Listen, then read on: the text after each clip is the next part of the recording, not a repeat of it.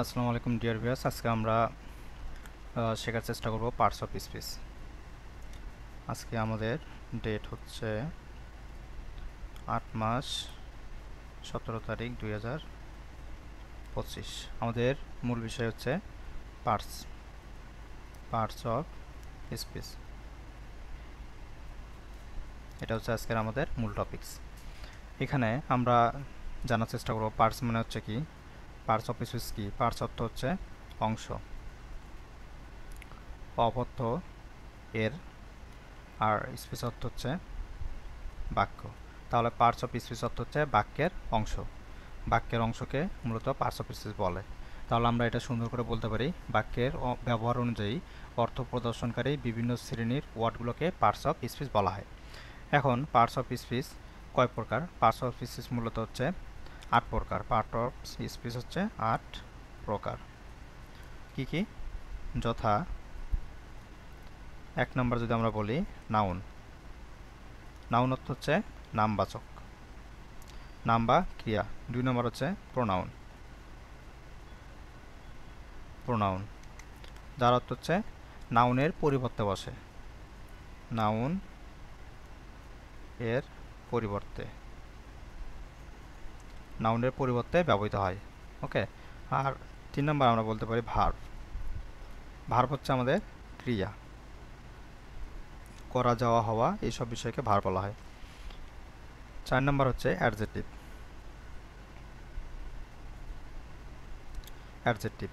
Adjective বলতে তো আপনার এখানে দোষ, গুণ, অবস্থান, এই বিষয়গুলোকে এখানে বোঝানো হয়ে থাকে। 5 নম্বর যদি আমরা বলি, 5 নম্বর হচ্ছে আমাদের অ্যাডভার্ব। অ্যাডভার্ব শব্দের অর্থ হচ্ছে কি, ভাব বা ক্রিয়া বিশেষণ।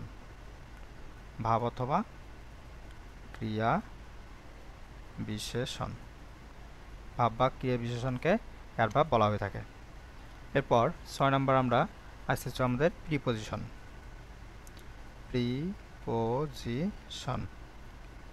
প্রিপোজিশন শব্দের অর্থ হচ্ছে আমাদের পদান্বয়ী অব্যয়। অর্থ হচ্ছে পদান্বয়ী অব্যয়। এগুলো কিন্তু আমাদের বিশেষ পরীক্ষায় আসে বা বিভিন্ন ইউনিভার্সিটি। এবং 7 নম্বর হচ্ছে আমাদের কনজাংশন। JUNCTION।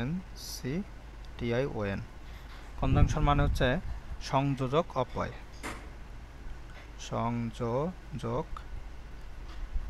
সংযোজক অব্যয়কে মূলত কনজাংশন বলা হয়ে থাকে। ওকে। এবং আমাদের আরেকটি বাকি আছে হচ্ছে 8 নম্বর ইন্টারজেকশন।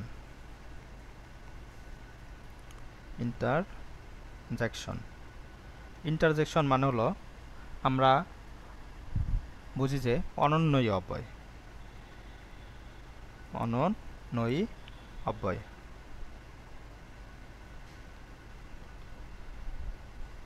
তাহলে আজকে আমরা শিখলাম এখানে পার্টস অফ স্পিচ আমাদের কয় প্রকার এবং কি কি। পার্টস অফ স্পিচ হচ্ছে 8 প্রকার। কি কি? একটা হচ্ছে noun, pronoun, verb, adjective, adverb, preposition, conjunction, interjection. Noun অর্থ এখানে নামকে বোঝাচ্ছে। প্রোনাউন হচ্ছে নাউনের পরিবর্তে যা ব্যবহৃত হবে, নামের পরিবর্তে হি, সি, এগুলো হয়। ভার্ব হচ্ছে ক্রিয়া, অ্যাডজেক্টিভ হচ্ছে দোষগুণ, অবস্থাকে বোঝায়, অ্যাডভার্ব হচ্ছে ভাব বা ক্রিয়া বিশেষণকে বোঝানো হয়ে থাকে। এরপর প্রিপোজিশন হচ্ছে পদান্বয়ী অব্যয়কে বোঝানো হয়, কনজাংশন সংযোজক অব্যয়, ইন্টারজেকশন হচ্ছে অনন্বয়ী অব্যয়কে বোঝায়। এরপরের ভিডিওতে আমরা শিখব নাউনের একটা করে উদাহরণ, নাউন কি কি, প্রোনাউন কোনগুলো, ভার্ব কি, এই বিষয়গুলো সবগুলো আমরা টপিকস বাই টপিকস বাকি ভিডিওতে শিখব। সে পর্যন্ত আমাদের সাথে থাকুন এবং আমাদের ভিডিওটি ভালো লাগলে আমাদের চ্যানেলটিকে সাবস্ক্রাইব করে রাখুন। ধন্যবাদ। আসসালামু আলাইকুম।